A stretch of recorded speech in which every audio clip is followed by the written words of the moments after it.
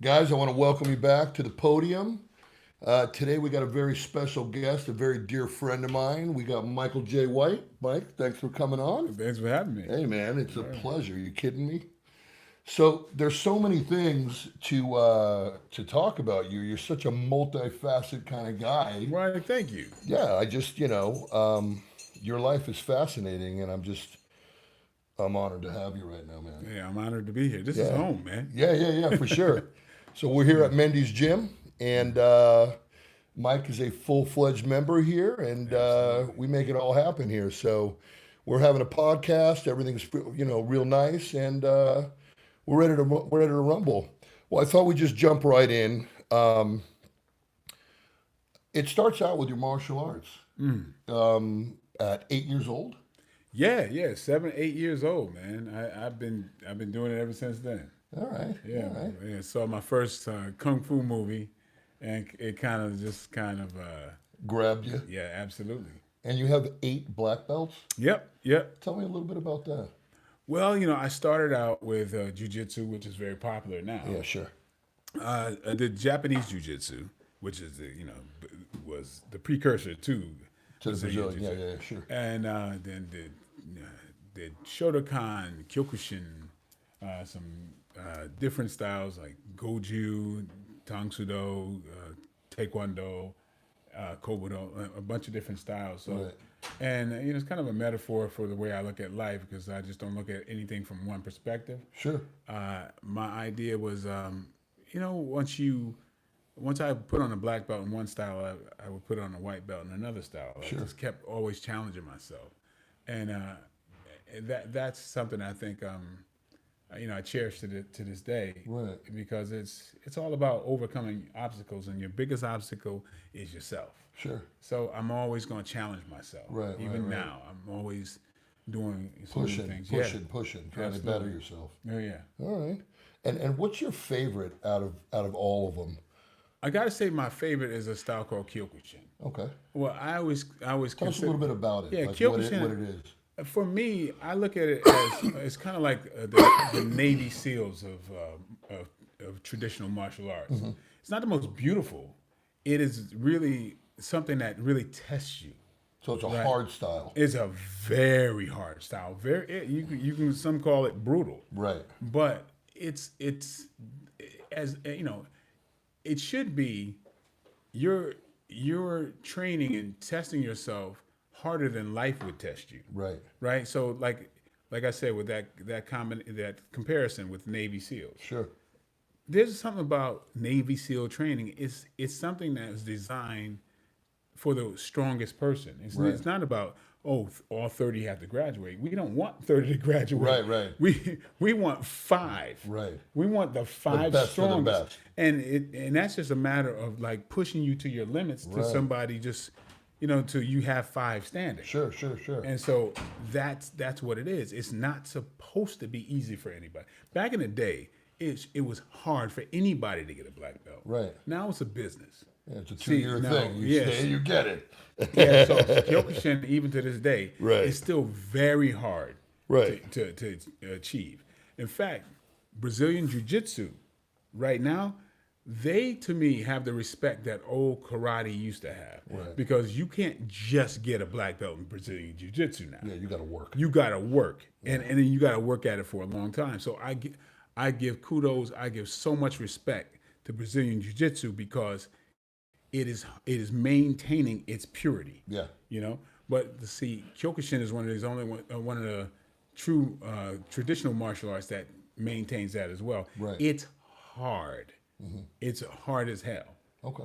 So and you have to overcome yourself to achieve in that style. Yeah, you got to let it all out. Yeah. You ain't getting nothing. You're you got to walk the burning sand. Yeah, for Seriously. sure. For Yeah. sure. Well, that's Yeah. awesome, man. That's awesome.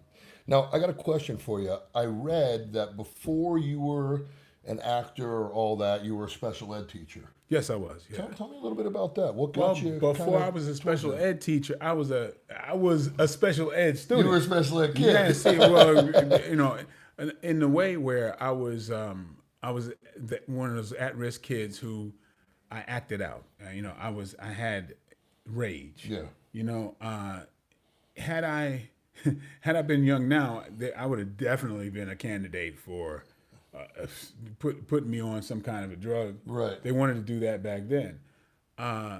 And see, as I grew up, and became an adult, I realized my condition. Sure. In a way, what I was. Hey, I'm who you see before you right now, an artist, but I'm an artist definitely that are an artist. I'm an artist that was growing up in an environment where that's deemed as a weak quality. Okay. We're it's like if you feel as an artist a little bit more connected to your environment and the pain and everything else, you're gonna act out. Yeah.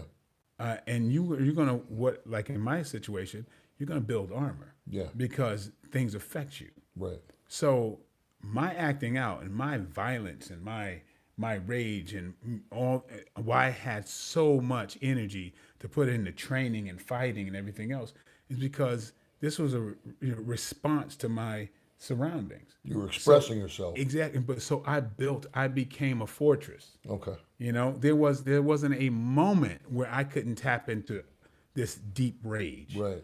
It was like a fire. Yeah. And I still have it. I was born with it. Yeah. But it's like, that fire, it could cook the food or it could burn the house down. Yeah. Yeah. So it's what you do with that. So, and I understood my condition. I understood the condition of the children I later was to teach and understand there's nothing wrong with you. Right. I understood that, no. You are somebody that feels deeper than most. That's why gangsters will give their life for their homeboy or their little piece of street. Yeah. You know, because it's misplaced love. They don't know what to do with it. They're trying to be a part of something. My brother special. and I grew up in the same household. He couldn't be further more different than me. Right. Things would roll off his back, not me. Yeah.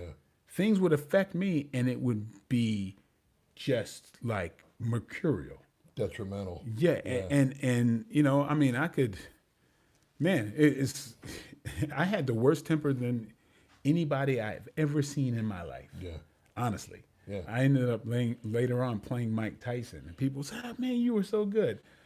I was me. Just being you. I was me. I was going to ask you about that as well. I was a raging maniac. Yeah.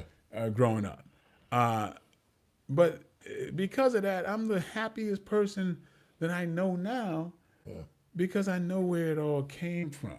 Yeah. I knew who I know, it was this person underneath all that time. Sure. But I had to swim through all these layers of bullshit. Right. You know, I had to get through that. And that's part of the message I bring to kids that were in my situation, that, you can swim through this. I mean, one way you do it is You mean through like education. people telling you how wrong you are and you have a condition and you have this? Yeah, when you because don't. like, hey, you're an animal. Yeah, I'll take that moniker. Yeah. Because, I didn't understand who I was. Like, why can I like face down somebody with a gun? Yeah. Right, and not give a damn. Yeah. And go into tears because there's a hungry dog. I'm gonna give this dog my last food, on the street. Like, what's wrong with me? You know what I mean? Yeah. Like, why do I feel so connected to the innocent, and I'll damn near give my life for, like, to protect somebody? Right. Like, what the hell am I? Am I hard or soft? You're a man with love and rage. Yeah, exactly. Yeah. But it's two sides of the same coin. Growing up, and I'm like, oh man, like I say, I played Mike Tyson. It was somebody else that I go, I'm just like that dude. Yeah. Here's the toughest guy on the planet. Yeah. In most people's expectations or assessment, but that's the first guy who would probably publicly cry on camera. You spend time with him? No. But hey, I knew it. I understood you just the dude. knew the criteria. Yeah, I'm like, I'm that guy. Yeah. You know what I mean? Yeah. I'm very similar. There's so many similarities in our lives because, I stopped growing at 13, 14. I was like I was this tall. I looked like a grown ass man. I was beating up grown men in karate tournaments, and that's a bit of a trip for you to be 14 beating up grown men. You feel invincible. Yeah, there's nothing you can't do. Yeah, and then if you had the gift of pugilism or the gift of whooping somebody's ass in a male-dominated society, that's a whole lot of power. That's a lot Because of I don't power. care who my teachers was in school and college or whatever, they were like, "Yes, Mr. White." You know what I mean? That's a crazy amount of power to give a youngster. Yeah. And you go crazy. And I went through my asshole phase Yeah. early. Luckily, you go through your asshole phase, pushing your weight around, segueing conversations into what you do when people don't know who you are Sure. to impress them. Yeah. And so you hear yourself a number of times going, "I'm a straight asshole. Why am I talking about me?" dick. Like, What's up? you know what I mean? It's Yeah, like, yeah. hopefully you have a conscience enough to go, and then there's the times where I almost lost my life because I had a big name in a small town. Yeah. One time I was just going to my car and these cats came out and surrounded me and said, "What's up now?" And I'm like, "Who are you?" And they're like, "Yeah, your cousin says you was gonna get me, so I came to step to you first." Yeah. "My cousin who?" "Your cousin Leslie. She said she's gonna." "I don't have a cousin Leslie." "You don't have a cousin Leslie?" "No." "Lives in the Greens apartment?" "No." "Has a sister named?" "No." Yeah. Y'all are about to get me. For nothing. Yeah, I'm like, this big name in a small town ain't what it's cracked up to be. Using you. But luckily for me, I learned that stuff early, and it ain't about strangers who know who you are. It's about the people who do know you, Sure. and what they think of you. What do your family and your friends think of you? The important I stuff. learned that lesson early. Yeah. It's like, man, these people don't give a damn about you. You're supposed to be. You're somebody's. A lot of people like to have the conversation of, "Oh, my friend is tougher than your friend." Sure. We're grown people. They still have it. I know. "Mike, what would happen if you and Wesley Snipes?" Come on, man, grow the hell up. Why are you talking about me, Wesley Snipes? Why are you gonna pit us against each? Like, it's, and people talk to me all the time about, "Could you beat so and so?" Yeah. Like, this is fourth grade. Yeah. We're in the real recess. world now. You Yeah, know what I'm man. saying? It's like, Sure. I have Sure. that little control that I'm gonna get into a fight. Yeah. Or people always fantasy connect me to, what would happen if you fight so and like, really? Yeah. Yeah. But that's that's just what happened. People, one thing about guys, we don't really grow up. You don't hear that from women too much. Right. No. I don't know too many women that says, "Hey, could you beat so and so?" That's true. But women, when women fight, Yeah, well, that's a whole other situation. they And me and you will fight, and 20 minutes later, we're having a beer. Women fight every time they see each other for 5 years, they're beating each other's ass. You know what I mean? Yeah, It's a different deal. Yeah, it's an emotionally fighting. And, it's a little it's different. a whole thing. Yeah. So people, what he's saying to you is, the reality of it is, it don't matter how violent you are, don't matter how badass you are, what matters is your heart. Being a real man. Yeah, it really comes down to just facing truth. Sure. Yeah, there's a saying in the Kyokushin that Kyokushin, the style. Yeah, sure. Is the search for ultimate truth. That's what it means. All right, and man, if people just really face the truth in all things, that when they say the truth will set you free, it just does. Yeah, for sure. Just does. Well, there's a reason why I like you so much, brother. Because half the shit you said, I was living. I was getting psyched on listening to it. I'm like, holy shit, that was my childhood too. You know what I mean? Well, actually, it's funny, man. I don't care if I'm in Russia, Romania, or whatever. There's a certain place where if you're living in truth and you are a man to your word, you live by a code. Sure. There's an understanding. You will meet other people that see you. 100%. And it transcends language and everything else. there's a certain place you get, and it's just, it feels great when you're around your other comrades, because you can smell a mile away when somebody's got that insecurity, 100%. or they're doing things for different reasons. I mean, we live in a world, right, with training, with doing martial arts and all that type of stuff. We are in an infestation of insecurity. Absolutely. Most of the times, and I was an insecure person. That's what brought me into martial arts. Yeah. Most of us are insecure people when we start, and hopefully through training and training your will and getting your ass up and whatever, you hone something deeper than that, and you become secure because you're faced with the truth of who you are, the truth of, I have to, cross this burning sand. Yeah. And when I Mentally go through and something, physically. there's something that you will live or die for. Right. And that's, to me, what makes a man. There's a line that you will ultimately live or die for this. Right. And if you don't have that, I hope you have it. You have something, you know who you are. Right. And once you know who you are and that truth, everything just kind of like the ways just kind of open up for you. Yeah. The women see a man. Right. And you don't have to work so hard, because they go, I want to be around that. Yeah, that's a man. I feel safe around that. Right. Right. Right. And people try to do it from the outside in. Right. They go, oh, I see that. Now let me dress like that and try to look like that, or whatever. You'll never be that. Posers. It comes from the inside out. Right. And hopefully folks will learn that, because, like, think about the people that work out. A lot of them, they want to have that. They work from the outside. They want to be the tough guy on the They outside. want to look like that. And so Yeah. sometimes that's an indication of, hey, are you trying to compensate from something? Right. Hopefully you can find that Right. Right. by delving in and being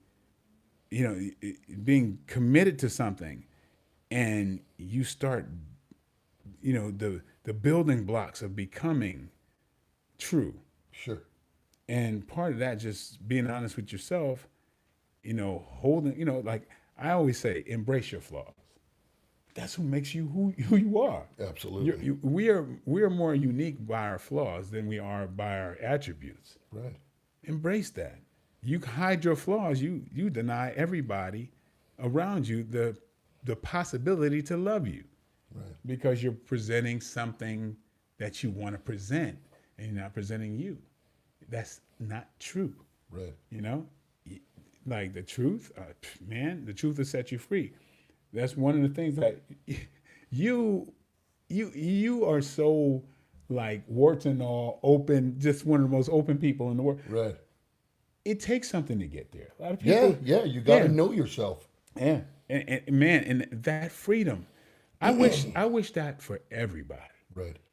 But people who have to protect them. No, I don't want to look like that. I don't want to be vulnerable. No, vulnerability is strength. Oh, 100%. It's strength. That's humanity. Yeah. It's saying, hey, you could hurt me, whatever. I'm gonna get right the hell back up. Right. You're right. Yeah, that's strength. That's not weak. And I'll tell you, when I see you and your wife together, by the way, ladies and gentlemen, he has the most amazing wife. She's beautiful, but that's not what I'm talking about. She is a great person. Yep. Jillian is just an unbelievable lady. And when I see them together, I see a wholesome couple. It's like, I've watched interviews where you said you married your best friend. I did. Yeah. And she made me the man I am. Yeah. Because I had to become the dude that deserved her. Yeah. Yeah. Easily, I could say she was way better than me. I was walking around with 10% bullshit in my life. Sure. Because I was comparing myself to people who were 70% bullshit or 20% or whatever. And I was like, hey, I don't look bad in comparison to this. I'll clean up my shit if I have to. Right. Well, I had to. Yeah. Because I knew, damn, if I didn't, I would sabotage this thing. Yeah. I would sabotage it. I would never feel like I deserve this person. And so I cleaned up my act and I became who I knew I could be. And man, the freedom, like when I talk about the truth has set you free, the freedom, it's like, man, like I'm sailing. Yeah. Like I was swimming against Yeah. the current and now I'm floating. And You know? there's something about when you're with her, I see this purity in you and in her. Yeah. You know, I mean, she's always just got a great attitude, and she's just a genuinely, and you are as well, a genuinely happy person. You We know what I are mean? both just elevated by being with each other. The the the little the like I said, she was better than me, but the little little issues that she did have, little personality traits or problems that she would Yeah. absolutely be be agreeable that she needed to work on. All of that. I mean, she had inspiration to drop her shit too. Yeah. And so we Well, both she became. had something to work towards too to lock in. Well, I think so, but I had to get there. Yeah, sure. I had to get there. Believe Absolutely. me, because I was running around. Because hey, we've known each other 23 years. We dated way back in the day, but I didn't invest the time in to see what we could have really done. Right. Because I was running around. I mean, I had like 14 women at one time, Yeah. and she was one of them. And whenever we get together, it's like no time has passed. Yeah. But I wasn't really, investing. I was telling myself, yeah, well, I'm being honest. That whole thing. But I was running around, to some degree, believing my bullshit. Sure. Oh, and then I read also that you did an online thing or an internet thing apologizing to all your exes. That tripped me the hell out. Dude, man, hey, my wife would post stuff on Facebook. Right. I would be like, why are you putting all these haters out there? People are just waiting to just pounce on you and hate. Right. Why are you doing that? Yeah. But she would like respond to people and help them out and everything else. And I was like, pfft. And then she would post, talk about how happy she was and everything else. And I'm like, these women out there probably be like, chick, he's probably doing this, that, and then one time I posted, I was like, look, here, let me speak up on this side. Right. And then I put a post out because then I realized, I'm like, hey, one thing I realized something. I was like, all the women I dated before, right? And it's like, they like, I'd be like, I just talked to you, early hours ago. Why are you calling me? Right. We spent 2 days. Now, this is crazy. I don't think there's any woman in my past that could say she saw me 2 days in a row. Right. 2 days in a row. That's how bad. Well, you know how it was when you're done. You were done back then. Dude, it was just kind of like we're what 3 days in maybe a vacation or what. Yeah. That's like, man, I'm about to jump out my jump out the get window. away from this. Yeah. Right. So and I'm like every day. Yeah. Seeing the same person every day, like how am I gonna do that? And here I am with my best friend, and I want to see her every single day. I have the better times with her than any male friend. Sure. And vice versa. And then I'm like, oh my God, wait a minute. The day's not complete. Like, even if I'm away from her, I'm thinking, oh, I can't wait to tell her this. Yeah. Even if I'm on a movie or whatever, we have to connect. I'm like, hey, this is the shit that all the other women were asking for. And I'm like, yeah. This is talk to me every day thing. Hey, this is what they were. And I was like, apologies to the exes. I know what you're talking about now. And so that's what I did. And I wrote this thing that said, apologies to my exes. Not like, I'm just being such an asshole. No, Right. it's like, I get it. I understand. This is something that polices itself. This is not work. Right. Why would I not want to be with my favorite person every damn day? Absolutely. 100%. And so I'm like, got it. I pinned a little letter on Facebook that I thought was going out to my 500, friends on Facebook. I post it. I go with a buddy of mine to breakfast. We work out. I come back. It's gone crazy. Viral. And I'm like, hey, what's happening here? You're not Joe Brown. You're Michael J. White. No, but Michael J. Jai White. I'm sorry. I knew that. But I just said J for the letter. The letter. Yeah. Yeah. But still, I'm the same guy who puts out a post and there's 500 people, whatever. So what the hell changed, right? And then I'm like, wait a minute, this is now on Essence and it's on Ebony and it's on Huffington Post. I'm like, what happened? And then I got the Nuys.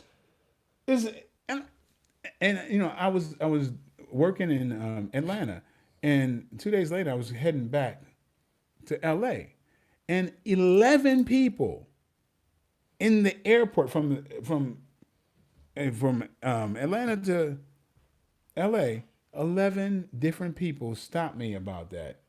Guys, mostly. Yeah, sure. Hey man, what you wrote, man.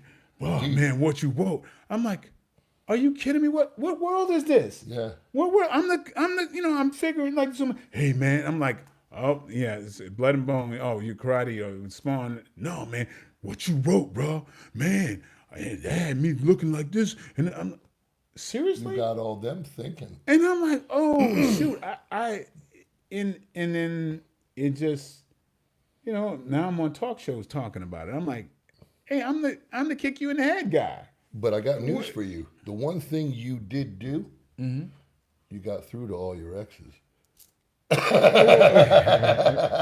Well, shoot, that was another story, man. The exes was like, now you wake up.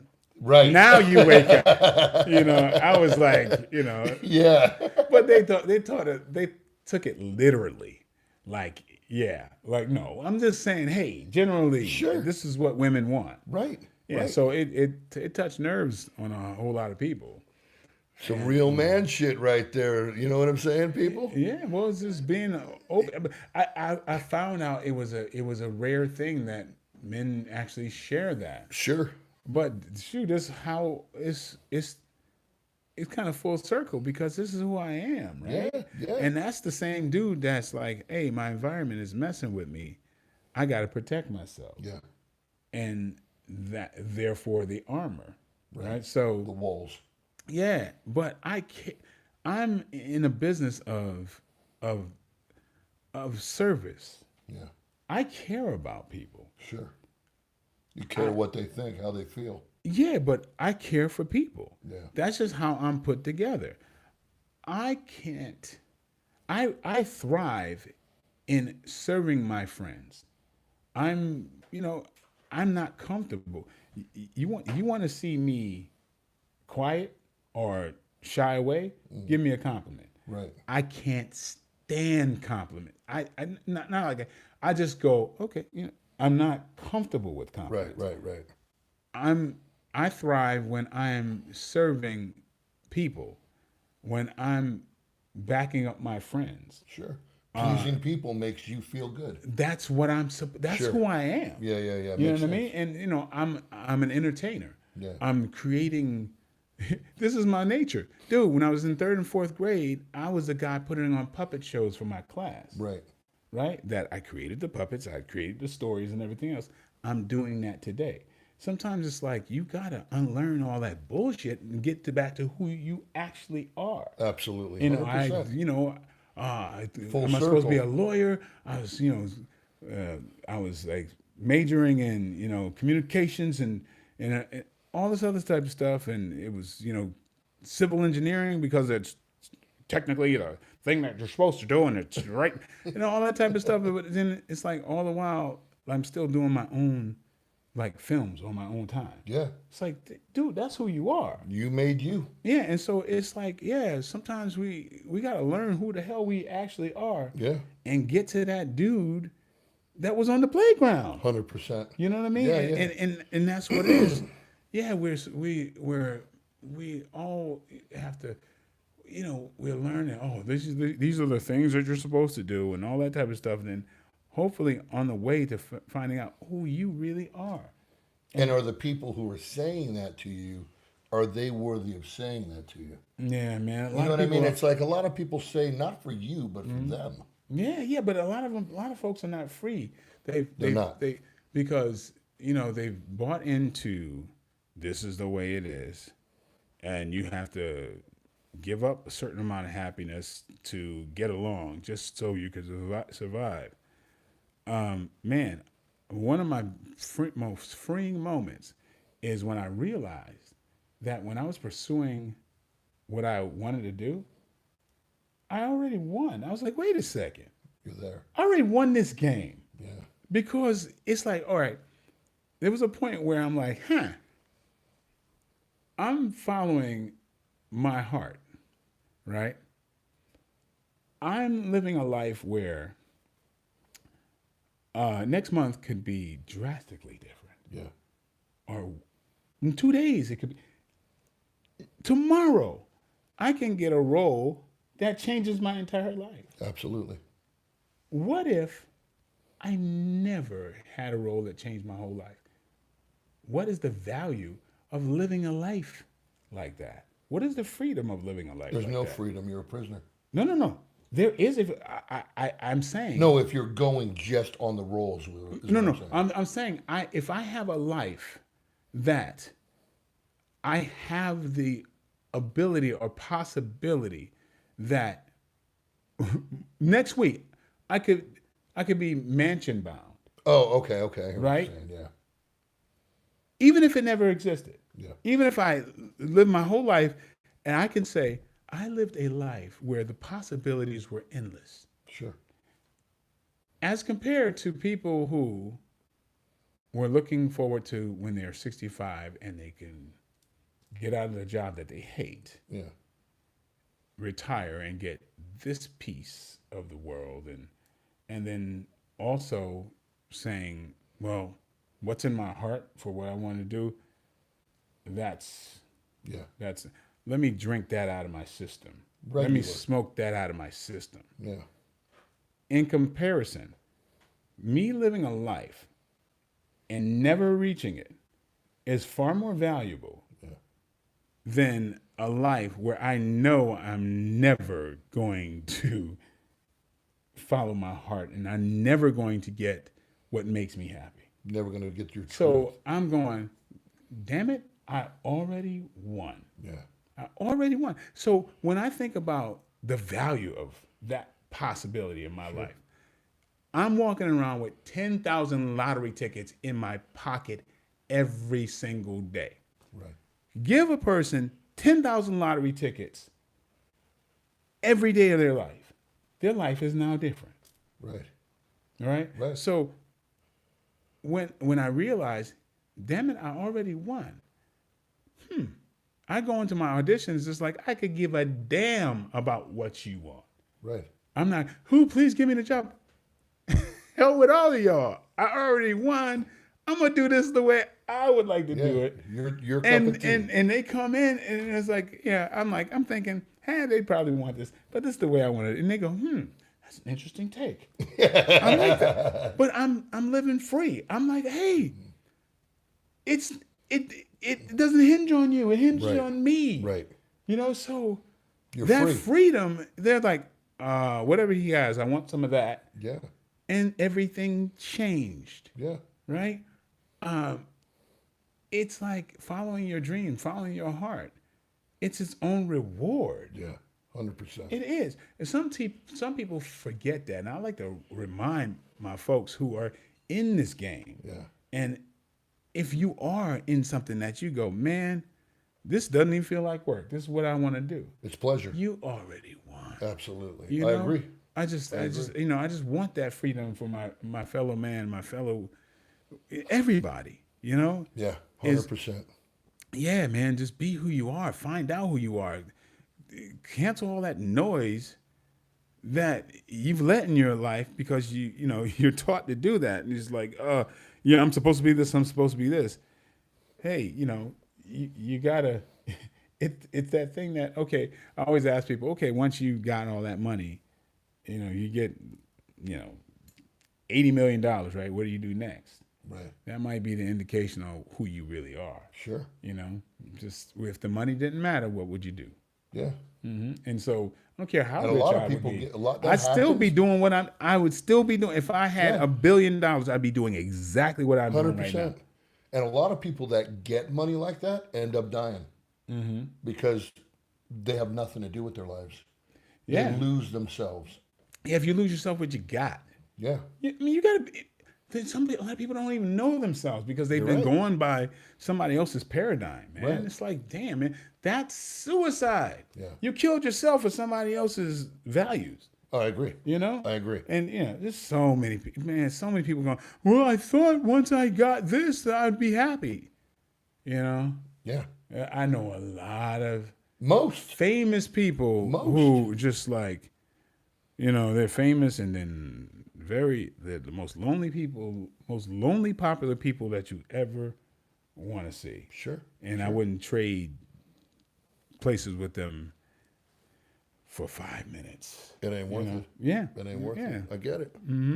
All right. Now, before we go on, you remember when he said we'll take a little of that? Well, Troy, come on over here. Today, we feature meals in the Podium here. Uh-huh. And today, Mike turned me on to this Cuban chicken place called Papa Que Rico. Aye. And Papa Que Rico. it's the most amazing chicken around. Yes, it shall is. It is. So I thought I would give you something, brother.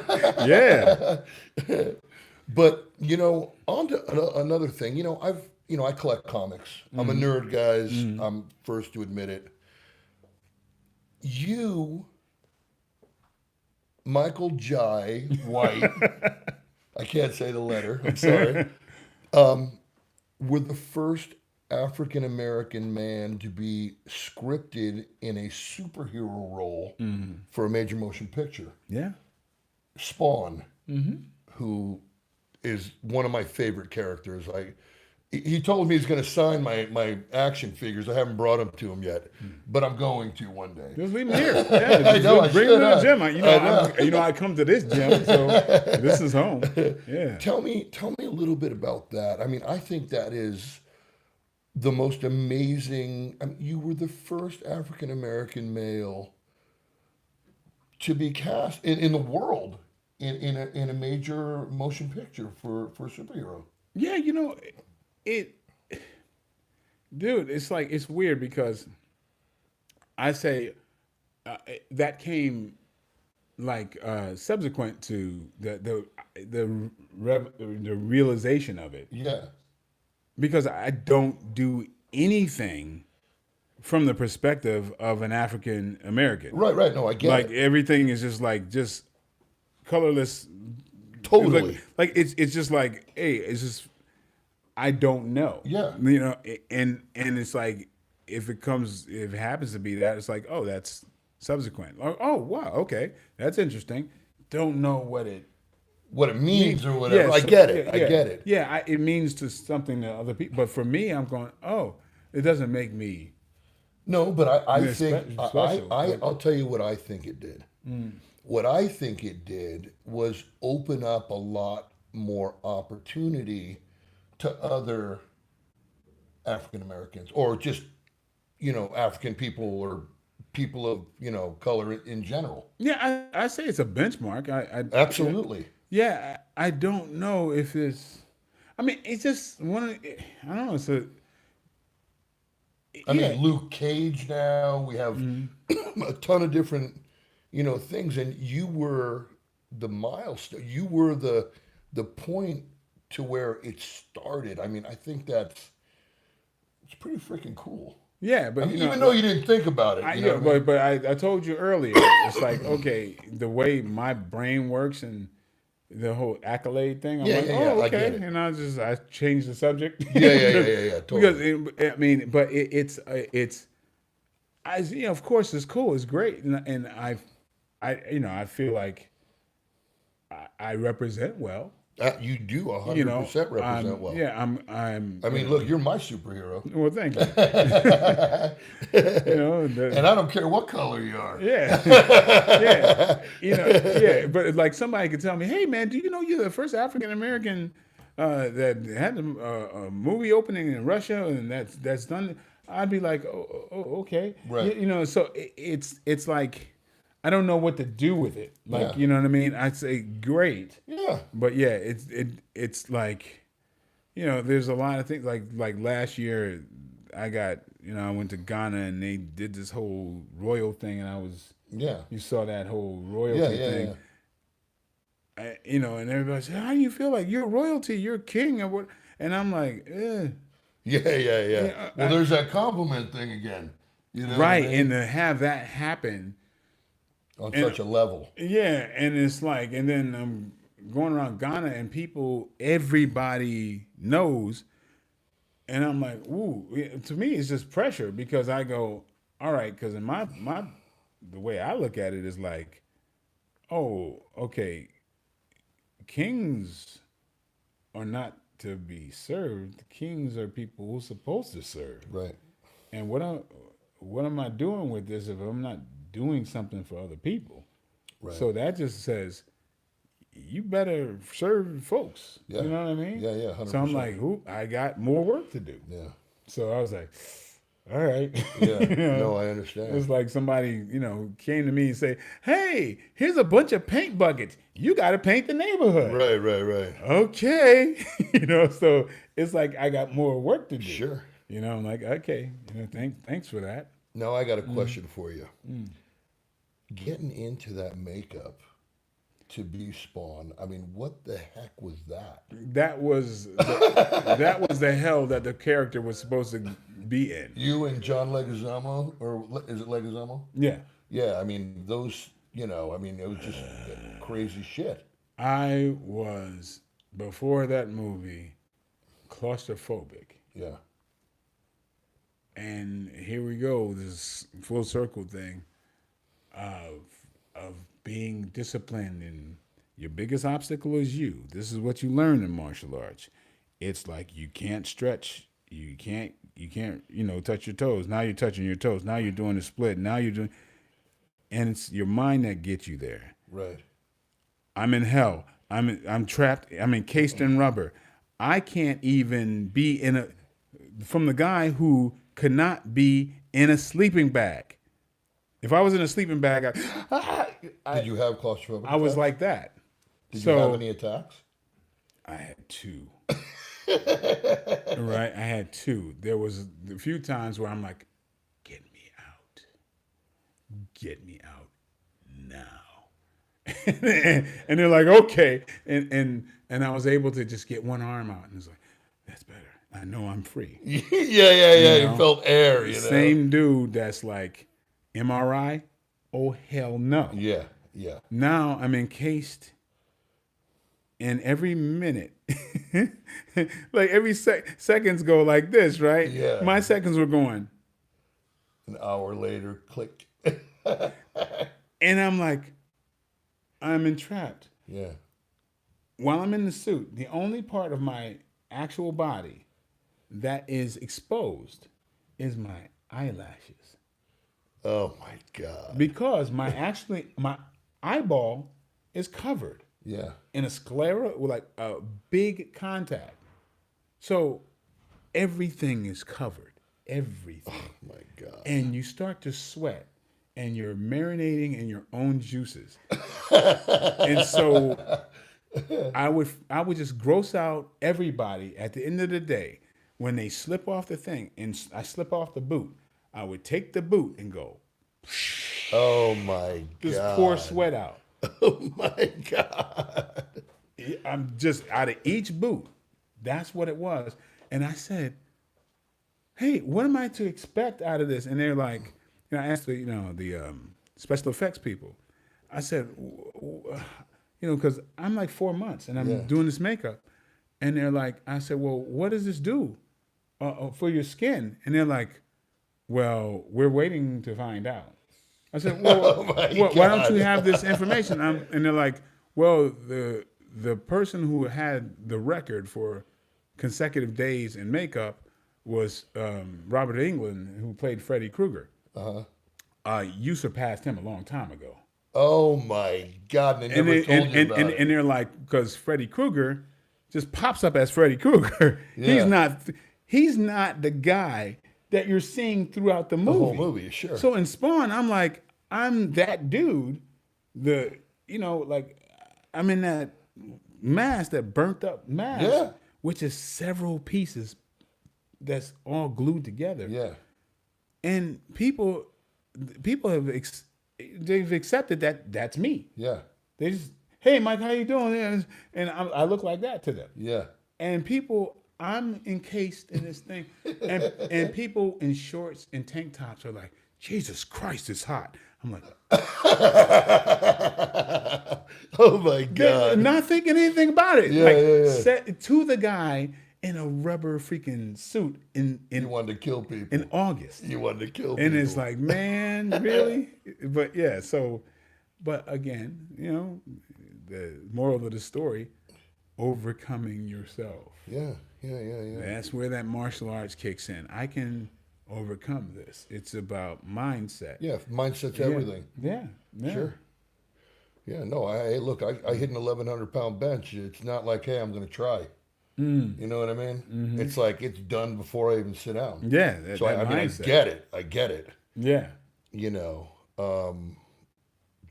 Crazy. Yeah, it's tapping into your reserves. Sure. As we are capable of superpowers. Right. Yeah, and I'm glad that with this whole martial arts thing, that's one of the closest things you can get to really being a superhero. Sure. Because you're testing the limits of human capacity. Yeah, absolutely. Yeah. Absolutely. And so are you. Yeah. Yeah. No, but I mean, look, I get to do it for 2 seconds, not months at a time in a suit. You know what I mean? Yeah. So I mean, I could reflect back on that memory and go, all right, well, I can deal with this flu, or this or whatever, because I dealt with that. I dealt with my childhood. I dealt with all these things. These memories, they make you who you are. Oh, you would not be the man you are if you didn't go through what you went through. Yeah. Yeah. And sometimes the easier life gets kind of comfortable. Yeah. It sure does. But you don't want to lose your edge. No, you never. That's why we come to the gym. Your edge. Yes. All right, and I got another question for you. How was it working with Heath Ledger? I mean, everybody, he's like almost like a cult hero now. You know what I mean? Yeah, man. That dude was so nice, so cool, like so playful. Like he was in Batman with Heath Ledger. If you don't know, guys, so The Dark Knight. The Dark Knight. Yeah. So tell me about him. I mean, he was a great guy, huh? Yeah, man. That dude was a nice man. I don't ever want to be a burden to folks, right? And sometimes I will be like, hey man, I'm gonna give this guy his space, on set, and I'm just chilling, and he's like, hey Mike, man, hey look at that. And I'm like, huh? Okay, we're like doing. I'm like kind of a closet magician, right? I would do all these, but he was too. Oh, was he? Yeah, we would trade tricks and all these little, little stunts and things like that, and clowning around, and really quick you forget he's Heath Ledger because he's just such a nice, cool guy. So he was really like that on set, man. Kind of like the way I feel about you. Normal. That didn't sound right there. Right? Well, no. You know what I mean? Just a great guy. Oh, well, thank you. you. You could just hang with, and you're see, abnormal, but normal. Uncomfortable face. Yeah. Thank you. Thanks, man. Yeah. Well, thank you. Was it? But he was a real cool guy, and like power shows who you are. Yeah. Right. Nice dude. he has the power, and he just becomes much more of a nice guy. Yeah. And that's why it was so tragic to see him, to leave us. So what happened? You came on the set one day, and it was just like, oh my God, he's dead. No, that happened on another movie. He was done with Batman already. he was way done with that. He was doing the Imaginarium of Dr. Parnassus. Oh, see, I thought it was during the filming. Because there's this, I don't know, there's That's this how narrative that everybody people treated because it's like, it's a Hollywood thing, Yeah, man. like, They he go, did the Joker, it was so dark. Yeah. It's already written before. And so it's like, you gotta unwrite that crap before. It's like, dude, he wasn't a method actor. He was like, he's the dude that, did the hand sanitizer thing and he's having fun. Yeah. He wasn't staying in character. He wasn't doing all that type of shit. Right. At all.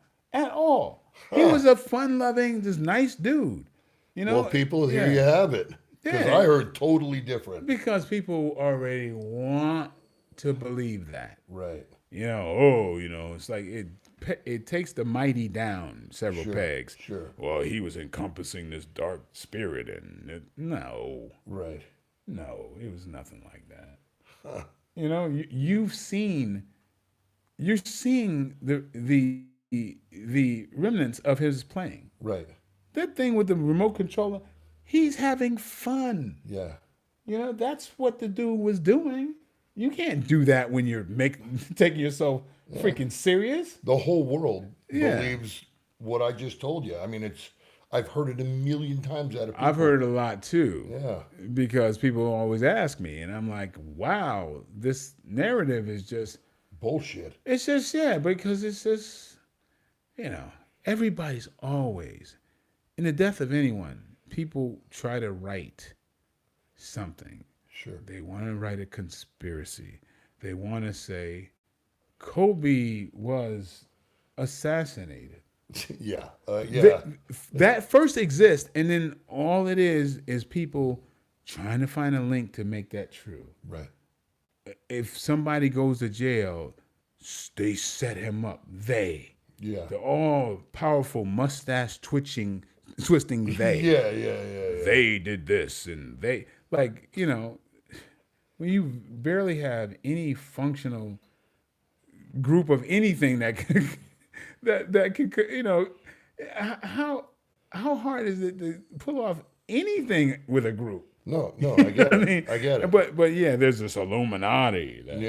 You know what I mean? People love that shit. They love it, man. Yeah, but it's kind of fucked up because, the guy's a great guy. He did a lot of great roles. He did a lot of great things. Mm-hmm. And to tarnish him like that. That's what bothers me. Yeah. That's what bothers me. From my perspective, what happens, and I know we all might know people that's run into this situation. Even me. All right. I take no drugs. I don't even take Advil. Right. I started to only, maybe I'm a little weird with that stuff. Because I get paranoid and I feel like, I don't want to be, addicted to Advil. I mean, I've never heard of that before. No, why even chance it? But there was a time where I took a sleeping aid. Like I might try a sleeping aid once a week if my sleeping problem has persists for a while. There was a moment where I was taking a sleep aid, and then I had an injury, and I almost took something to deal with the injury and the sleep aid, not realizing that could kill you. Dude, and this is me. Yeah. And so I know there are a lot of people who are used to taking sleep aids, like several times. And then it becomes routine. You take a sleep aid. Now your resistance goes up. Yeah. So you take more. Then you get an injury, which is out of the ordinary. It's like, I have to take this, and then you don't realize. And you don't realize. And you're in trouble. what I understand is that is the situation. That's what what's happened? Yeah. Yeah. And that's a mistake a lot of people have made. Yeah, of course. Yeah, because you have a routine and then something goes out of your routine. Nobody thinks that a sleep aid and something that's to remedy an injury Yeah. is the same thing. And I've now OD'd. You OD'd, yeah. Yeah. Yeah. Yeah. That's so horrible. He had such a great future ahead of him. Oh, yeah. Well, I'm sorry. I didn't mean to get in on a bad topic because I know that. No, that's a good topic because because people's agendas and narratives, sometimes it's unfair because what you want to believe Sure. is what it is. I always talk about how I'm in the martial arts, right? Right. It's an interesting thing because everybody has an opinion of martial arts. Right. Everybody does. But there's so few people who even know what it is. Yeah, for sure. But so it's like I'm constantly listening to their agendas and it's like, yeah, isn't it? I'm like, All you internet it's trollers, it's right? so much of that. It's so much of that, and it's like, and I realize a lot of stuff I can't even talk about because. Like if you're talking to people who really know martial arts, and then you got what people believe is martial arts. Yeah. Like I'm like, oh, I can't. Like there's times where I was like, I don't know how to roller skate. I can't rollerblade. But you do martial arts. It's like, Well, you should be able to fix the plumbing, right? Yeah. I can't swim well, but you do martial arts. It's just there's so much. There's too many things. Mr. That it's Miyagi syndrome. Yeah. And the one thing is, oh my God, how many people come to me, especially a lot of famous people. They go, hey man, you gotta teach me. You gotta I gotta get with you. I gotta learn that martial arts thing from you. It's like, yeah, that's what I do. Yeah. I teach anybody martial arts. I teach everybody martial arts. I have the time to devote years to you. Right. You. Right. Just because people saw movies upon movies where somebody teaches another person for free. Yeah. They don't realize the decades you put Only into it. because this person is earnest and they want to learn. Yeah. It's like, that's in the movies. Do you know how much I would charge to teach you martial? Come on, man. It's like I don't even want to know what your like, do hourly people- rate is, okay? no, but it's like, is that happening? Are people going to Russell Westbrook and go, you got to teach me basketball, man. Right. You know what? I'm going to devote my time for you to teach me basketball. Right. When what day should we? When do you want to meet? Yeah, and it's like, but I mean, I'm not even exaggerating. People do that all the time. When can you train me? Yeah.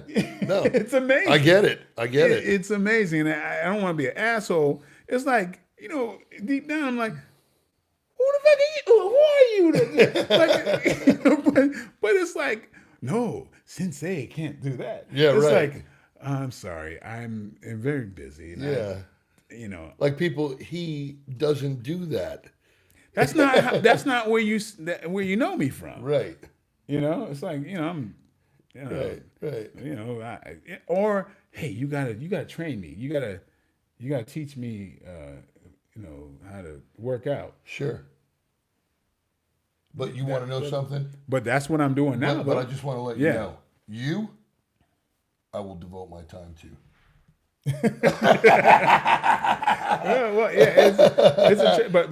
But finally, because so many people have asked me about martial arts, training, fitness, nutrition, now I've come out with my own thing. Yeah. It's called a Jai Method, and I'm launching very soon. And and thank you for being a part of it. Absolutely. Yeah, Thank you for having me be part of it. Absolutely, because this is what I'm giving back to my fan base who put me here. Yeah.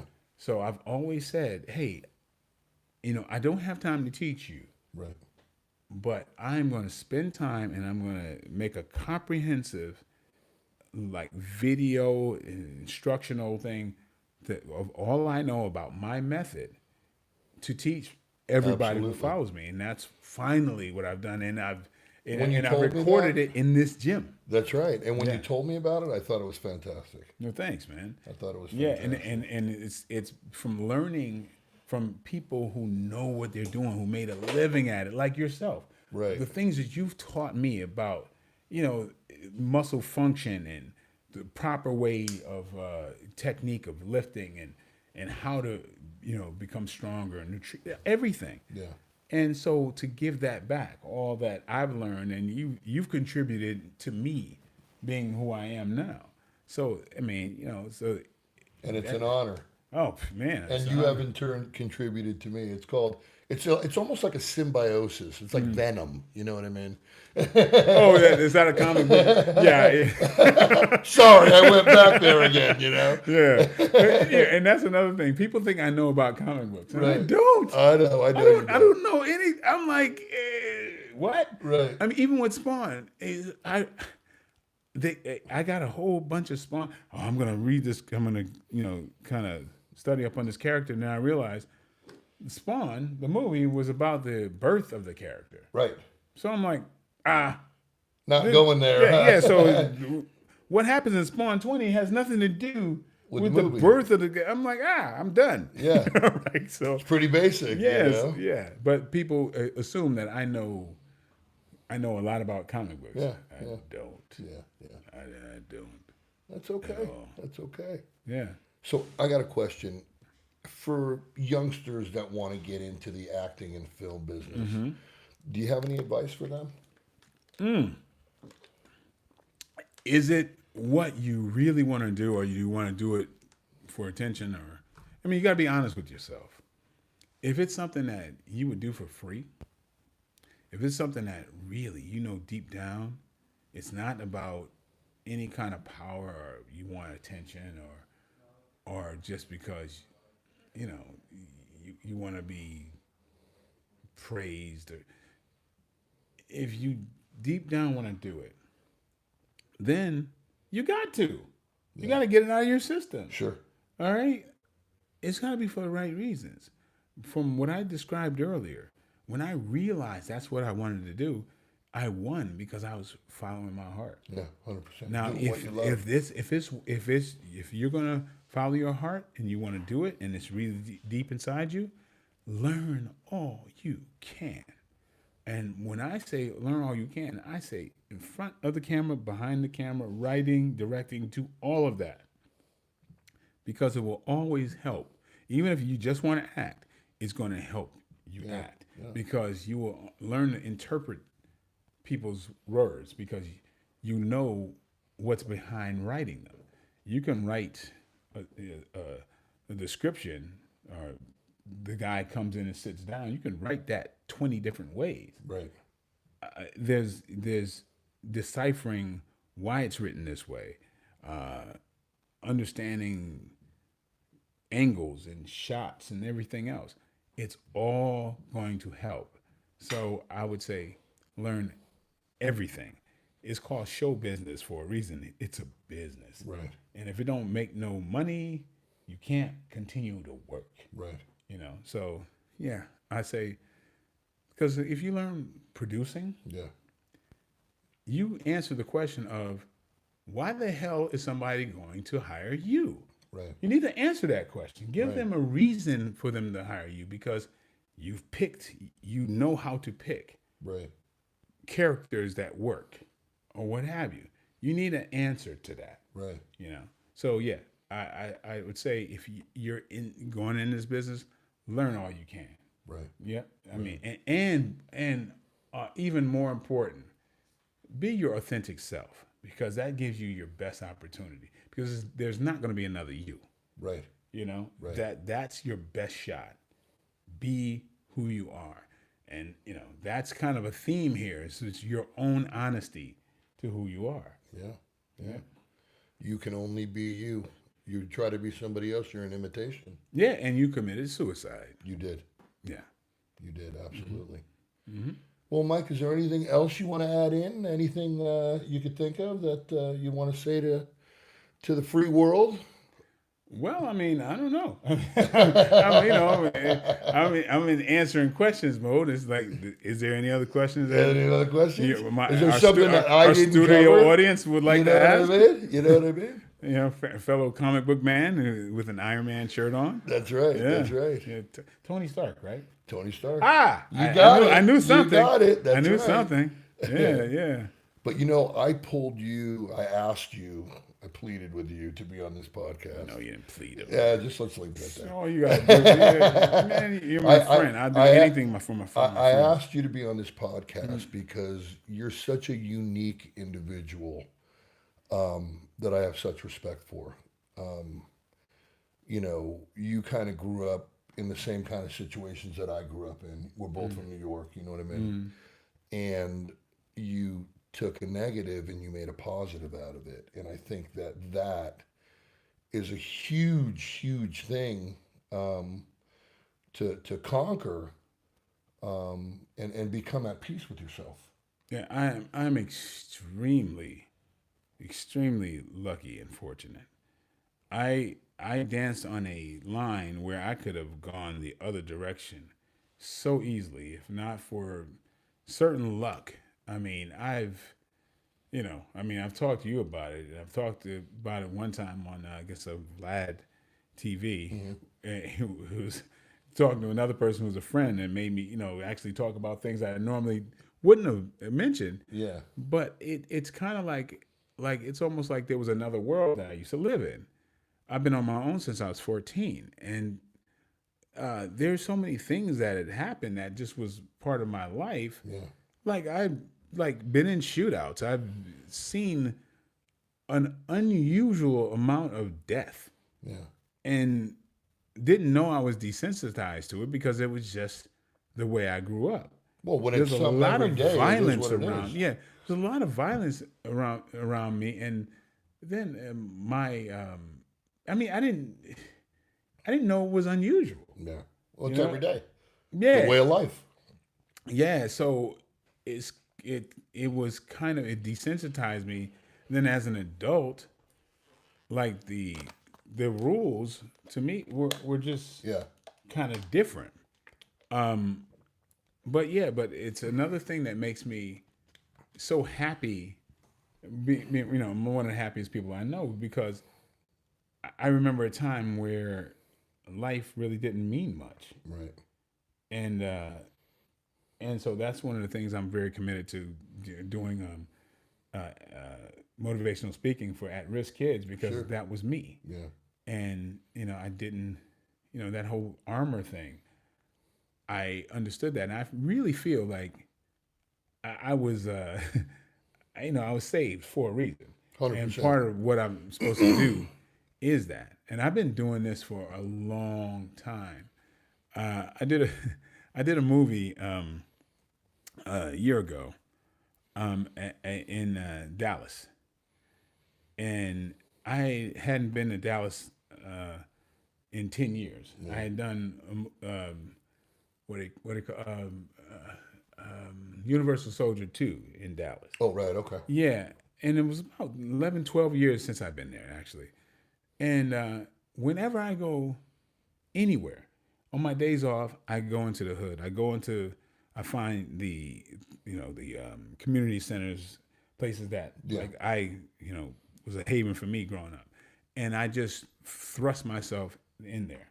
I go to schools. I speak to the most at-risk kids. Well, so last year when I was in Dallas, my days off, I roamed around. I went to this place, a community center in a place called South Oak Cliff. Sure. In Dallas. And I'd been there like 11, 12 years earlier. And I get introduced to the guys who was running the place. And so, and the guy's like, hey, how you doing? And I'm like, what's up with this cat? Right? He's like, oh, the kids are this way and whatever. And I speak to the kids and everything. I was like, it seems like he's got something, maybe he's a fan or whatever. But then before I left, he says, look, I want to tell you, I was one of the kids that you spoke to like 12 years ago here. Wow. and it changed my life. Wow, that's hardcore. And he let the emotions go. Then I was like, dude, I'm so glad you told me afterwards, because that would have jacked me up. Yeah, I would have yeah, been for the kids. I wouldn't have been able to talk to the kids, man. It's Yeah. like thanks for you holding that back, because Yeah. I would have been like, Yeah, I would have been useless. mush. Yeah, Yeah, but that's like, hey, man, that meant so much more than, hey, man, I dug that movie you did. I'm thankful for all of that. But was deep. somebody tell me what you told me changed my life, and now I'm helping out other people. I'm going, that's what you're here for, dude. 100%, man. 100%. Yeah, and I couldn't have done that if I wasn't this actor cat. Yeah. Because then who wants to hear? No, I mean, I still was doing it even before I was known as an actor. 'Cause I Yeah, had a but you message. have much more impact. And the now. reason why I'm here is because somebody came to my damn school when I was in high school. A man came to my school and said something that changed my life. He said something. I honed in on a few words that he said, and it planted a seed. What did he say? I earned my walk, is what he said. And something about that, the guy was a lawyer. I said, and I was clowning around because I was like big man on campus. I was popular. And he said, hey, I don't, and I honed in on what he said. And he, was strutting around. He was like cocky. He was, some Puerto Rican dude. He had some flavor about him. And I'm like, yeah. If you could do that, I can do that. Yeah. And something changed from that point on. Just those words. Sometimes all it And takes then is that, that seed just sprouted. Yeah. I ended up proving, I could ace these tests. I was on my own. Nobody was telling me that. Yeah. So, if it hadn't been for that guy, You might not have ever done nothing. I don't think I'd be here. Yeah. Because other things happened subsequent to that changed. Right. And so I'm like, that's what I'm supposed to do. Right. There's things that mean more than me playing make-believe on television and in movies. There's real stuff. And looking at me and having to live with myself for the rest of my life, looking back in the mirror, I got to be true to that dude. Right. Yeah. Yeah. Because I was born with this conscience that won't let me rest. Yeah. Because if I ain't doing what I know I'm supposed to do, you're not supposed to be here, dude. 100%. So I got no choice, and I want to keep floating like I do now. Yeah. I don't want to be swimming against the tide anymore. Right. And so I found a way to do that, and that means being honest with myself and honest with everybody else. I don't lie to nobody. Well, then you don't have to look back. You don't have to think, oh, what did I say? Yep. They could ask you 100 times, and the truth is the truth, no matter what. Yeah, that freedom is just priceless. Yeah. It's just priceless. And like I said, man, I hope that for everybody. Yeah. Yeah, just do the work. It's its own reward. Yeah. Yeah. See, me, I went to prison, and that's how I became me. One of my friends almost killed this dude, and I got picked up for it, and I didn't snitch him off. And I ended up doing 3.5 years. And you know what? I was like, God, why am I here? You know what I mean? And I started lifting in prison. Yeah. And you know what? Now, when I look back, I think, God, thank you for putting me there. Right. Thank you for setting me on the right path. And everybody's got that fork in the road they need to turn in. And I was a cocky, dude that thought he knew it all. And, it took that to straighten me out. You know what I mean? Yeah. And I think that's a big part of what made me emotional and caring and understanding about all walks of life. You know what I mean? Oh, yeah. Because, when you're behind the 8 ball, everybody's like, oh, my mom and dad will help me. I was out on the street at 13. You know what I mean? I didn't have a mom. My dad left me and called me when I broke my first world record. I said it in the last podcast. But, Yeah. you know, when you're on your own and then it's like, oh man, there's nobody to fall back on, Yeah, yeah. then you become a man. You have no choice. Right. You sink or you float.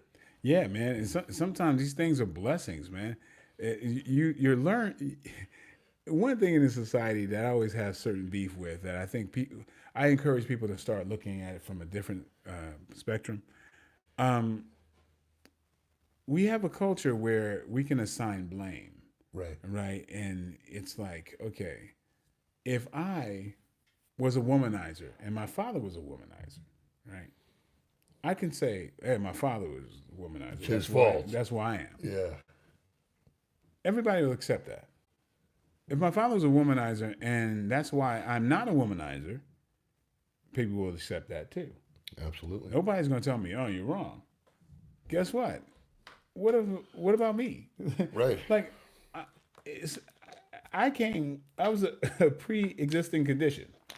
Me and my brother are opposites. We grow up in the same house. Right. When are we going to take responsibility that we are who we are Right.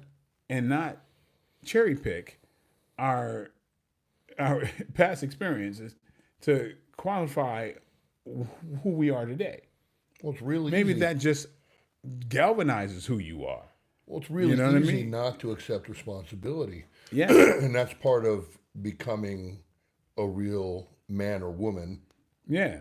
is accepting who you are. Yeah, it sometimes it is just reflecting who you are. Like my wife, a lot of her friends got pregnant or was running around, whatever, and she didn't. That exposed who she was. But now if she did the same thing, society would accept it's because of her friends. God damn it.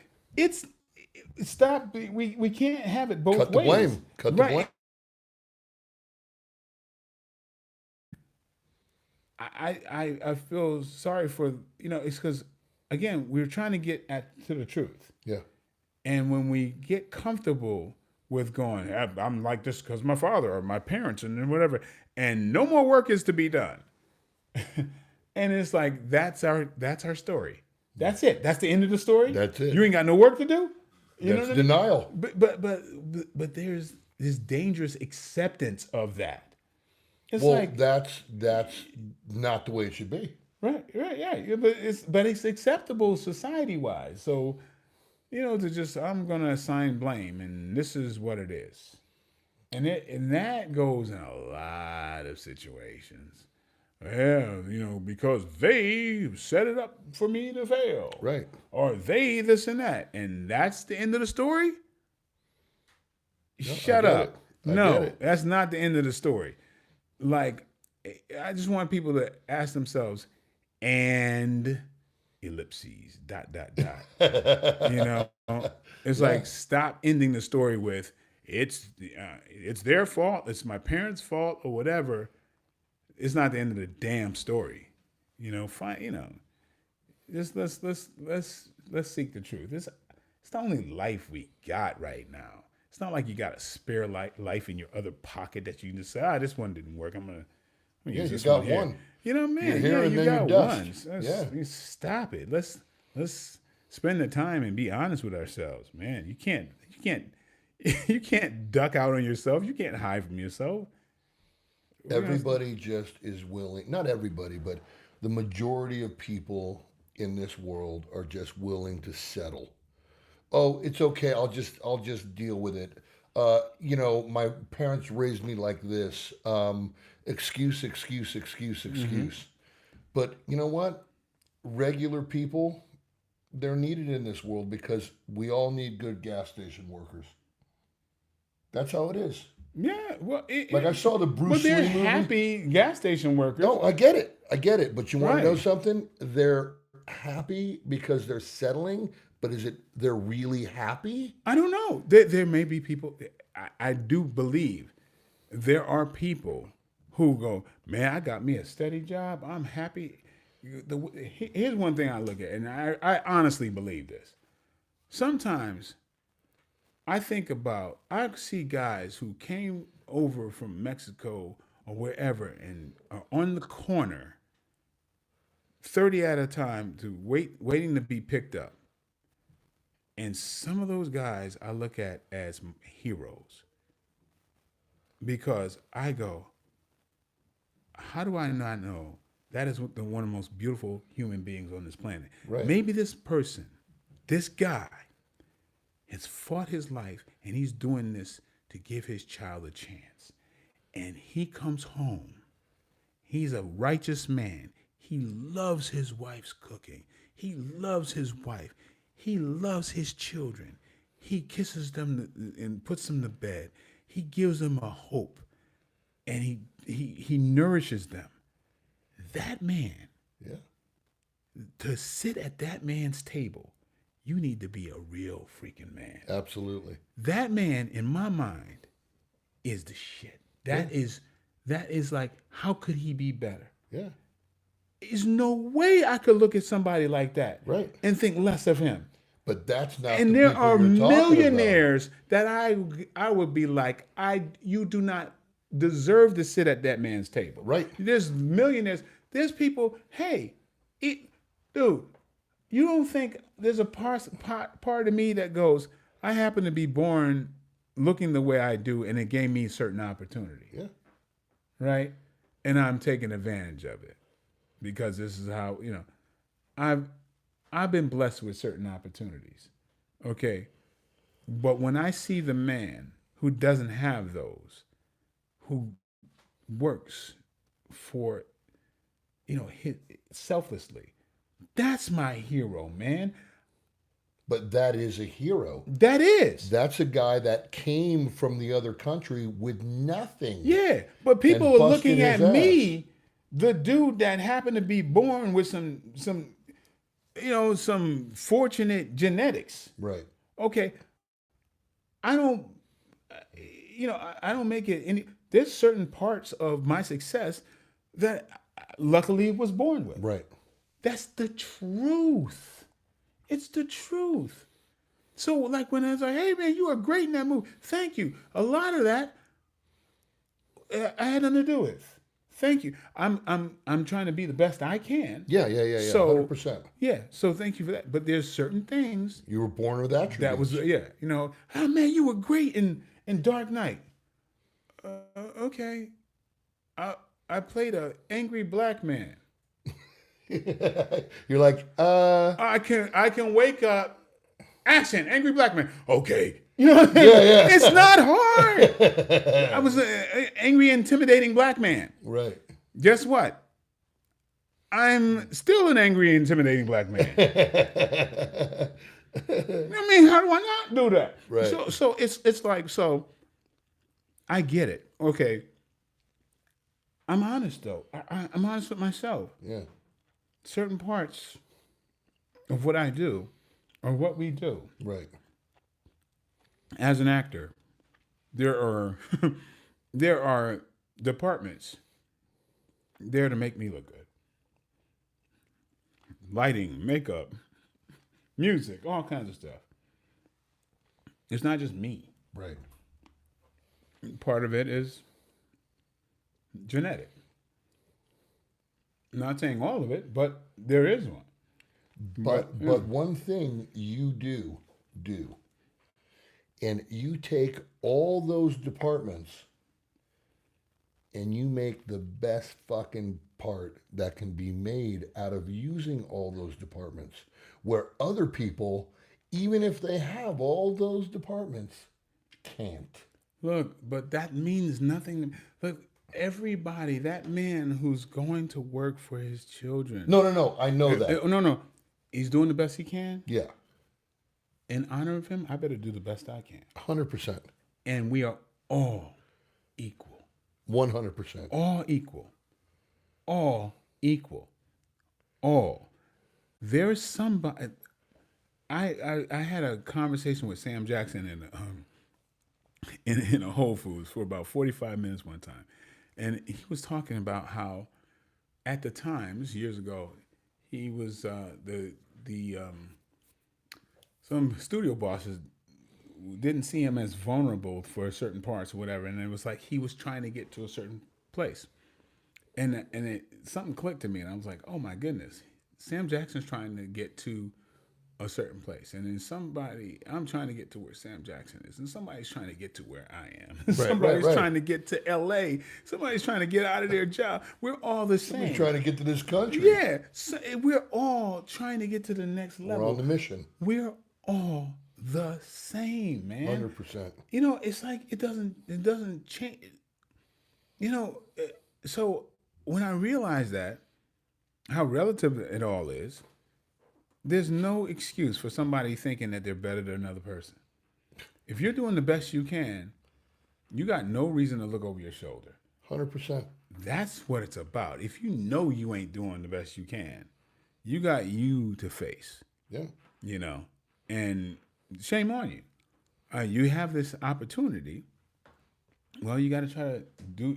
You know, like I say, this is the life that you're living. So, yeah, there's certain opportunities I was born with. If I don't do my best, then shame on me. Right. But I'm the same as anyone else who's trying their best. 100%. I think that's a great motto to be at.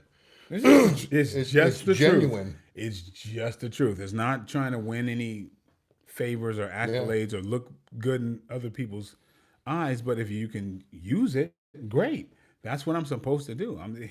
We're some kind of way. Anybody listening to this, our lives have intersected right now for a freaking reason. Right.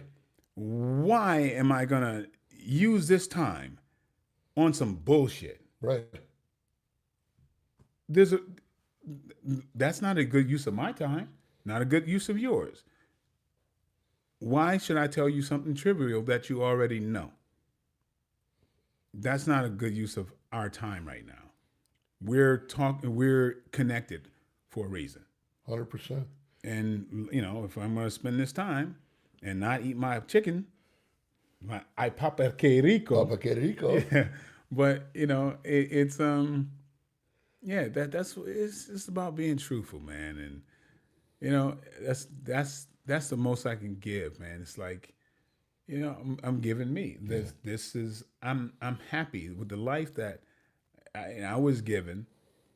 I gotta be at my best. I gotta do my best, and this is part of it. You know something? I was at an event, and this like 6-year-old kid and his father walk up to me, and they're like, "Oh, Mendy, blah blah blah blah blah. You know, can I take a picture with you? Can I do an autograph?" And I'm like, "Yeah, sure." You know, when I was a kid, Reggie Jackson, I was in with my grandfather, and I walked up, and he was like back in the day, Reggie was the shit, you know what I mean? So I asked him for an autograph, and he turned me down, and I was devastated. So my grandfather, who was Rocky Marciano's stablemate, said, "One day you're going to be something, and you'll remember this." So anyway, this kid and his dad came up, and I was hanging with him, and I'm talking to him, and they're like, "How's it feel to be, you know, so great and do what you do? Nobody does what you've done and what you do, and da da da da da." And I said, "You know what?" I said, "Honestly, do you know how good it makes me feel when you walk up to me? When you, as the fan, come up to me and say that to me. But what's most important and that you don't realize is, you know, everybody kind of has their role in life. And you could be as famous and do great things, but if people like you don't recognize it, and people like me don't realize how important you are to me, you know, I would be nothing without the fan. Mm-hmm. You know, the fan, you're doing what I do, it's kind of symbiotic, like I was saying, but, you know, like you, I feel no better than anybody else in the respect that, you know, we're all out there just trying to do the best that we can do, you know. And when I see this 6-year-old kid, I got him on my lap, and he's looking at me with these eyes like, you know, that is the best feeling I've ever felt. in my life. And then I look at the father and he's looking at me with his kid. And he's just like, I mean, it's a moment that the kid will be able to tell his grandkids, or the father will be able to tell his friends. And I don't know. I just feel that, being in a spot to where you can give back, you should give back. Oh yeah, well yeah, I feel that way, especially if it's in your heart to do so, 100%. and not to people that feel feel obliged to for other reason or just to feel You mean better for greed or power? or some I get it. I yeah, get some it. people do that so they Blow their ego up. yeah, so they can feel more powerful and and they can convince themselves Yeah. that but yeah, it's if it's in you to do so, then absolutely. And but it's okay if somebody says, "I just love the attention." Yeah. Well, Yeah. be that. Just be honest with yourself. But I think after a while, when you first become known, you sometimes will get sucked in. You know what I mean? And then the reality hits. You start to mature and you start to think. It's not even about that. It's about more important things, better things. Yeah, that's why I'm lucky that that whole big name in a small town. Yeah. I'm glad I experienced that. Yeah. And I'm glad that I experienced the fact that okay, I mean something to different people. Because I'm the toughest guy on the block. Or whatever to somebody, and that's the purpose I serve. And and then there's people who want to know you for who you really are, and there's people who want to know you because you expand their world in some kind of fashion because they know you. You know, you're the dancing panda. So Yeah, you're the carny. I get it. yeah, because I had to learn a lot about sometimes you lose your own friends and family doing the business that I'm in because you go okay They're not genuine. well it's I used to say this is sad but I lost my mother to this business. My mom was a church lady, sweet, very simple type of woman who Right. always was the kind of the wallflower in situations. No. She'd always talked about what other people had, and I used to go, well, Mom, What do you care? why do you big up all these people, and this woman's no more important than you, and oh she's got this and that, and her till my mom became the first one on her block with one of these, Yeah. and so then her status went up because she had a kid who was in the Ebony magazine, and now everybody talked about that. And her status, now she basically, when I would come to town, I'm signing autographs for all the people in the church group and all that type of stuff. And now she's voted as chairperson of this and that and whatever. elevated And now, her status. I'm speaking on behalf of her women's social club and watch my mother change into a different person. Yeah. Yeah. And be like, what the? And absolutely saying things like this. I told my mother one time that I was burying bodies in the crawl space of my house. And she's like, that's good. Are you listening to me? I'm not joking. Yeah. I would experiment to see if my mother would ever disagree with anything I react. said. Yeah. And it was like, sure. And I was like, oh my God. And so I would tell her, Mom, do you know what I just said? Do you know what I just said? Yeah. And then she'd get mad at me. I'm like, no. This is a teachable moment. Mom, listen, I just said some crazy shit to you just now. And you said, great. Yeah, and you're not listening. Like, I went to my mother's place. Like, I went to. She retired. She was living in this. I'm like, Mom, this is the reason I always surprise you I never let you know I'm coming because there'd be a parade outside, and Yeah. I'm taking pictures with everybody, and I don't Just want to spend be any normal. time with you. Just please don't have a parade of people that. Yeah. I fall asleep on her couch. I wake up and there's a family of 4 on the other couch. Just, and I'm like, excuse me, Mom, what did I just? What I just say to you? Right. So it's like it's not about what I believed about the business. Right. It's what she believed about the business. Right. I lost her. Yeah. There's nothing I can say to make her disagree with anything. Right. And like it's weird. Like I lose my own mother and friends and all this type of stuff. Bro. And it's like, when they call me, hey man, great to hear from you. Hey, Mike, tell this person, here's a friend, here's my coworker, tell him I know you. It's like, really? No, I know. Really? I know. I get it. It happens all the time. Mm-hmm. I know a ton of people that are successful, and more than 50% of the time it happens like that. Yeah. Yeah. I wasn't ready for the people who were supposed to keep me grounded to, That's it. I'm like, I'm trying to keep them grounded and teaching them like, hey, I'm the same dude. My heroes were never actors, man. My heroes were just good people. And there's a lot of full of shit actors who I go, hey, you're famous, but you're jacked up, man. You're just I know a lot of them. really. I It's know like, a lot of them. And I'm like, man, I dated these chicks that everybody was telling me, oh man, you're so lucky. I'm like, am I? Yeah. Like, because this chick is pretty damn crazy. And I'm like, yeah, she looks good in this magazine or this movie. But hey, man, I'm like, yo, I'm a free therapist.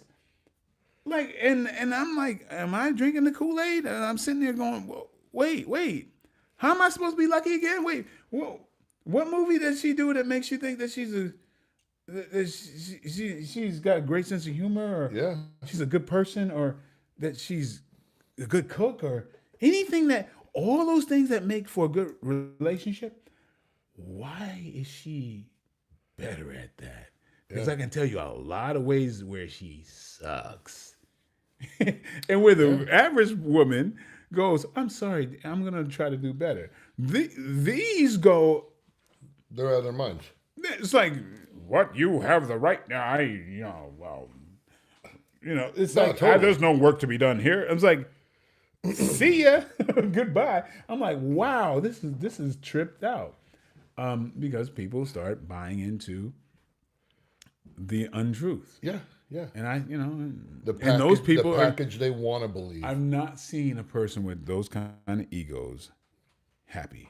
Not one None time. of them are. So then it's like, where's the benefit of the swelled up ego? Can you show me who's benefited from that? Really? It goes to that thing when they say you're lucky if you can have 5 friends on 5 fingers that are really, really your friends. Yeah. I mean, look, it gets tricky get when it. you have good friends, and depending on what they believe in, what, like, say, this industry, if they believe what will if you they have if for they them? believe that people in films are better people, you lose those damn people. Period. It's like how would you ever think that I would lose my mother? Fame and it's a double F. Fame and funds. That brings the truth out of people. Yeah. I went to high school near here. Okay? I moved from New York when I was younger. I don't see any of them. They're down the block. I can go anytime I want and see them, and I don't because these were my best friends. And all of a sudden, they're not there for the genuine relationship. And that's what happens because you are there for the genuine relationship. Yeah. And it's a bad thing because they get starstruck or whatever it is they get. You have more money than them. They want to hang out with you all the time. Yeah. And then next thing you know, it's like tell them that the IRS seized all your shit and you're not making movies anymore, and see how long they stay around. Yeah. You know what I mean? Yeah. It's like that's how it goes, So you end up finding out who your real friends are, and you value your family, and not the family that you were born with, the family that you chose. Yeah. There's people who live by a code, and that code trumps everything because they have to live with themselves, right? And they don't want to, like, I'm not going to be dishonest, Right? because I can't live with myself in that way. I know the difference. I remember where I'd allow a certain amount of bullshit in my life. Right. When I've excised that from my life, and that is why the smiles on my face and that I'm, gliding the way I do. There's no way I'm gonna take any of that back and be dishonest to anyone. It's not worth it. No, you're 100% right. It's not worth it. 100% right. Well, guys, live. I told you he was coming. Thank God he came. Yeah. A great friend of mine. He's not even on here because he's who he is. He's on here because he's a great person who's brought greatness to my life. And it's a treasure to have him as a friend. Love you, brother. Love you too, man. You're the man. That's hard. He's too big. Well, guys, I think we've covered quite a bit. A lot. And time to dig into this. It's time to eat some chicken. So, Yeah. people, we love you. And keep on the lookout. We got more coming. And, Mike, you're invited here whenever the hell you want, brother, because I love you, man. Love you back. All right? All right now. See you guys. Have a good night.